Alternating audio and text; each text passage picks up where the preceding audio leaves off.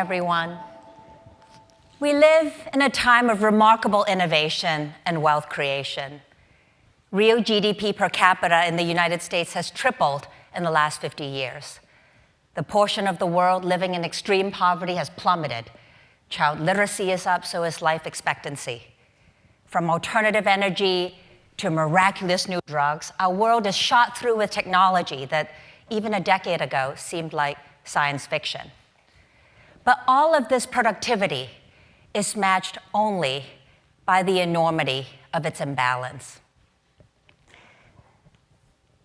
I didn't grow up in this country. I remember watching the cartoon Popeye as a kid in Hong Kong. And Popeye would eat some spinach, its arms would pop. And I'd always wondered how those skinny legs could support that big torso. The nation that we've built is just like Popeye, a heavy top on a fragile bottom. For all our growth, inequality by any measure is widening and deepening. The 25 richest Americans have more than the combined wealth of the bottom half of the country. And we face enormous and complex and urgent social challenges. There are 2.5 million people behind bars, 500,000 people homeless, 500,000 kids in the foster care system, and 40% Americans, 40% of us, can't come up with $400 in an emergency. These challenges are mounting, but it's not for a lack of trying. Every year, our government spends over $1 trillion on social programs, from food stamps to after-school programs, from housing shelters to job training. And last year, total US philanthropic giving topped $400 billion. It's not how much we as a nation spend on these problems, it's how well we spend it. In his book, Moneyball for Government, Peter Orszag writes that most government spending decisions are based on gut instincts, that less than 1% of federal funding on social programs has any evidence that it produced results for our communities. 1%. And now take the nonprofit sector. The challenges we face are enormous, but the organizations taking them on are small.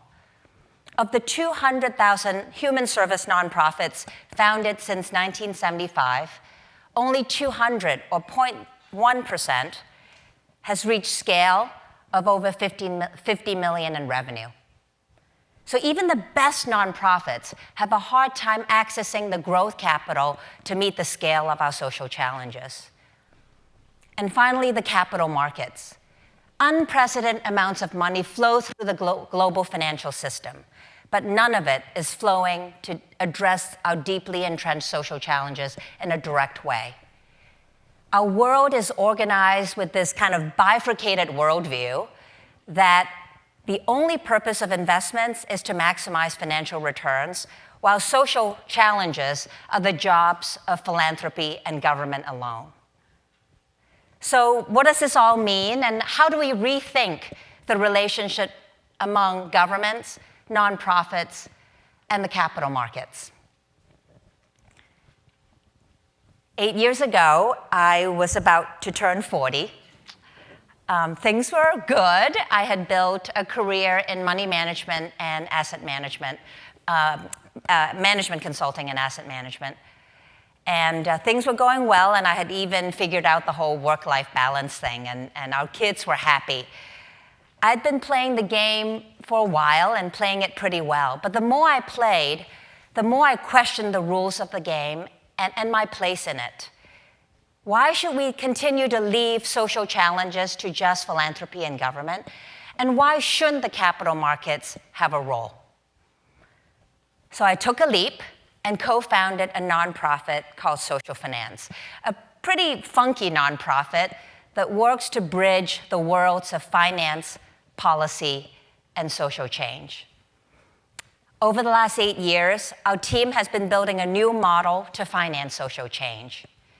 At first, we called it the social impact bond, importing the concept from our sister UK company.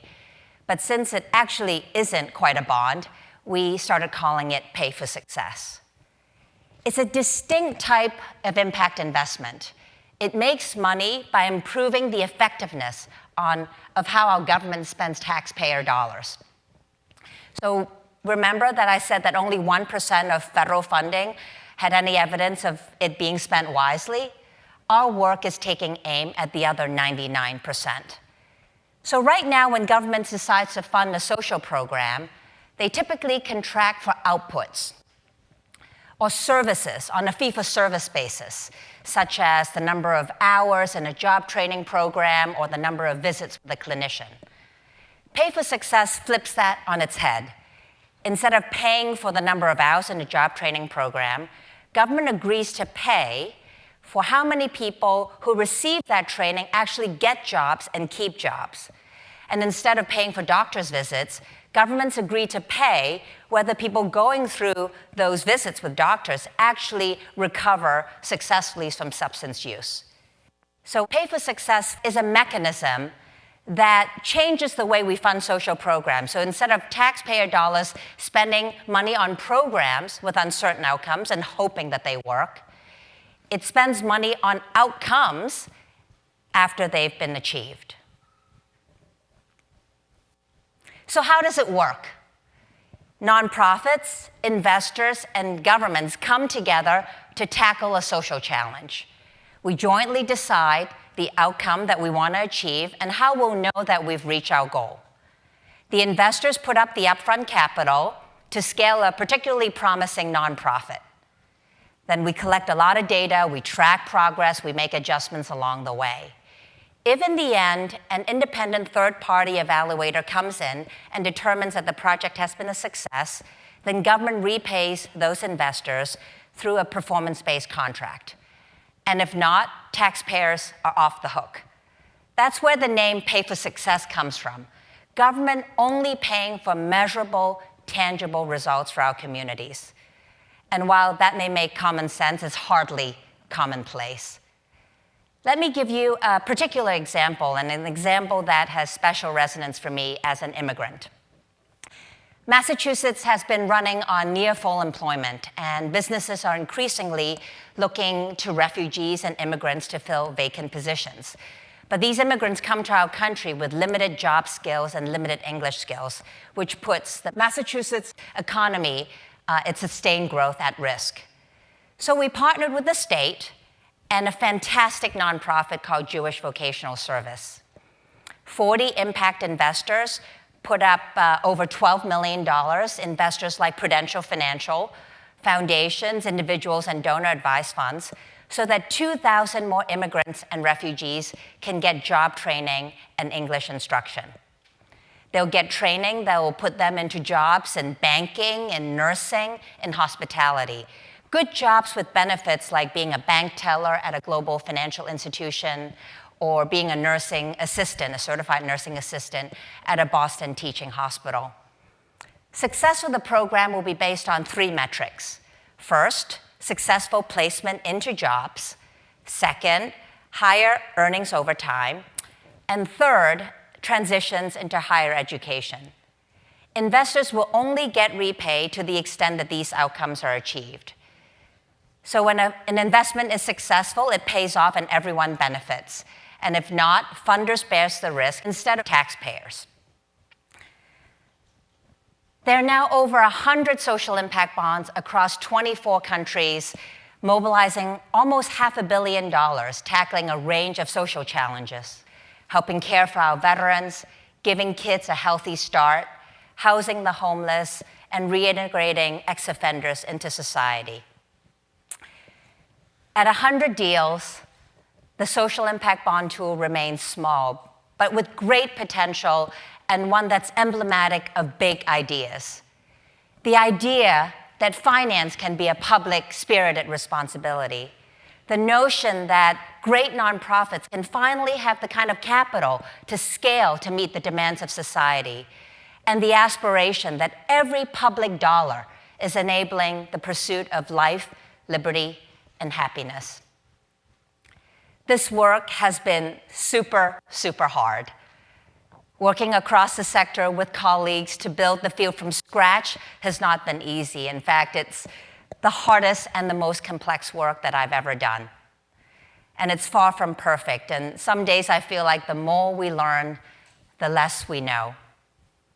But I am optimistic, and I'm optimistic about the future of the field because the tool is inherently optimistic. It works to create mutual benefit for all parties involved. It is about breaking down old silos and creating new partnerships. It's about creating new incentive structures to hold our governments accountable. And it's about reimagining the role of the capital markets. And it's fundamentally about the core belief, and something that I hold so deeply, that the financial markets can advance the common good, and that governments can benefit from the rigor and discipline of markets. So maybe in the end, we should go back to calling it a social impact bond after all, not because it's a bond, but because it bonds us. It's a pact that holds all of us together by pledging accountability to one another, by setting clear goals and working across sectors. We can begin to make progress together that none of us alone can make. Thank you.